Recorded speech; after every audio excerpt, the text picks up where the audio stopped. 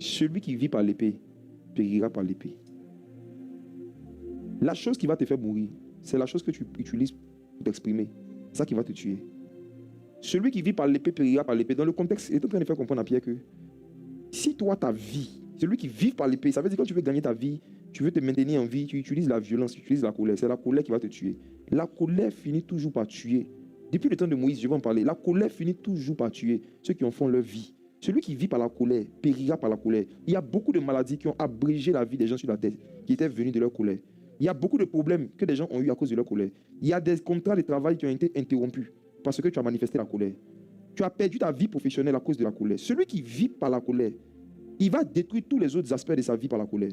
Il y a des mariages qui auraient continué jusqu'à aujourd'hui si quelqu'un avait accepté de ravaler sa colère. Il y a des amitiés qui auraient continué, il y a des amitiés qui auraient continué jusqu'à aujourd'hui. Celui qui vit par l'épée, la plus grande épée destructrice, l'épée qui détruit le plus les disciples de Jésus, c'est la colère. C'est une épée. Il ne veut pas vivre par ça. Quand le Seigneur dit, celui qui vit par l'épée, celui qui vit par l'épée, il est en train de dire que l'épée est devenue ton style de vie. C'est quelque chose que tu utilises régulièrement. Comme Pierre, tu caches ça. Tu caches ça. Mais quand tu vois quelqu'un qui ressemble à Malchus, ça sort. Maintenant, regardez. Pourquoi je dis ce soir, on n'attaque pas Malchus? Malchus était un païen. Et vous savez, c'est avec quoi on écoute l'évangile? Les oreilles. Donc, Jésus est venu sauver les hommes. Jésus veut que Malchus se convertisse. Et pendant que Jésus veut prêcher l'évangile à Malchus, Pierre coupe son oreille. Pierre, en voulant défendre Jésus, devient son ennemi. Parce que Pierre pose une action qui empêche les gens d'écouter l'évangile. Et mes frères et sœurs, Malchus, c'est l'image de tous les païens qui n'ont même plus envie d'écouter nos prédications, d'écouter notre évangile, parce qu'on a posé des actions envers eux, qui leur ont enlevé même la capacité d'entendre l'évangile. Couper l'oreille de Malchus, c'est manifester une colère envers un inconverti qui va dire que votre affaire de Dieu, je n'écoute plus. Même si Malchus était sincère ce jour-là, il ne pouvait plus entendre Jésus à cause de Pierre. Combien de fois nous n'avons pas posé des actions devant des païens qui ont fait qu'ils ne veulent même plus entendre parler à l'affaire de Jésus?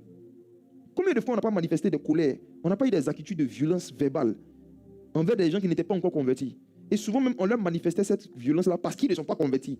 Comme des personnes qui ont parfois leurs femmes qui ne sont pas converties, le mari qui n'est pas converti, ton papa qui n'est pas converti, ton frère qui n'est pas converti. Et parce qu'il n'est pas converti, tu décides de l'insulter, tu décides de lui parler mal. Tu as une attitude envers lui. Tu es en train de couper son oreille.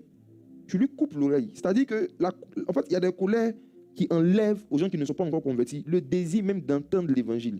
Or, dans Romains, la Bible dit que comment se convertiront-ils si personne ne prêche? Comment est-ce qu'ils vont se convertir s'ils n'entendent pas l'évangile? Donc, mes frères et sœurs, ce soir, je vais traiter la colère de type Simon, ce qui détruit les oreilles des Malchus. Des colères que nous pouvons manifester qui va tuer dans le cœur des païens l'envie d'écouter l'évangile. Des colères que les païens vont vivre avec nous, des collègues, des voisins, voilà. Toute personne qui n'est pas convertie, c'est Malchus. Tu dois faire attention à ta façon de lui exprimer tes désaccords et tes frustrations. Sinon, tu peux lui couper l'oreille et faire maintenant de Jésus ton ennemi. Jésus va te dire, attends, moi je suis venu sauver les âmes. Toi, tu dis que toi aussi tu veux sauver les âmes. Mais tu as une attitude et des comportements envers ceux qui ne sont pas encore sauvés. De colère, tu manifestes une colère envers eux. Il faut qu'ils n'ont même pas envie d'écouter ce qui va les sauver. On a trop coupé les oreilles. Moi j'avoue que quand j'ai médité dessus, vraiment, j'ai essayé de compter le nombre d'oreilles qui est coupé. Et vu que non, Pierre même n'a rien fait, quoi. C'est-à-dire, toutes les fois où tu as manifesté de la colère à un païen, peu importe le motif, et que ça fait qu'il n'a plus voulu tendre l'oreille à tout ce qui ressemble à Dieu et puis à Jésus. Tu vas faire exactement comme Simon dans le jardin. C'est ça en fait. Alors, la colère. La colère mal manifestée, mal gérée, fait plus de dégâts que les attaques des démons. Quand Satan voit un chrétien en colère, il interdit aux démons de se manifester. Satan préfère qu'un chrétien en colère agisse plutôt qu'un démon agisse. Parce que quand un disciple de Jésus se met en colère, il va utiliser une épée. Or, Satan, lui, il utilise des flèches enflammées de l'ennemi. Les démons utilisent des flèches pour attaquer les gens. Mais les disciples de Jésus ont des épées.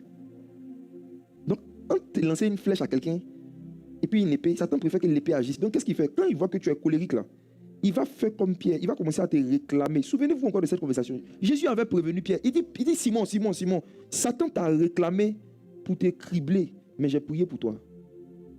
Quand tu es réclamé par Satan, Satan réclame les hommes pour les utiliser. Quand on réclame quelque chose, c'est pour utiliser. Et le domaine dans lequel Satan a besoin de chrétiens, c'est la colère. Parce que les colères qui viennent des disciples de Jésus font plus de dégâts. Parce qu'on peut prendre ça facilement pour donner envie aux gens de ne plus écouter l'évangile. On peut prendre les colères des chrétiens pour couper les oreilles des Malchus. 1 Timothée chapitre 2 verset 8. Vérité profonde sur la colère des disciples de Christ. 1 Timothée chapitre 2, verset 8. Mhm. Je veux donc que les hommes prient en tout lieu, en élevant des mains pures, sans colère ni mauvaise pensée.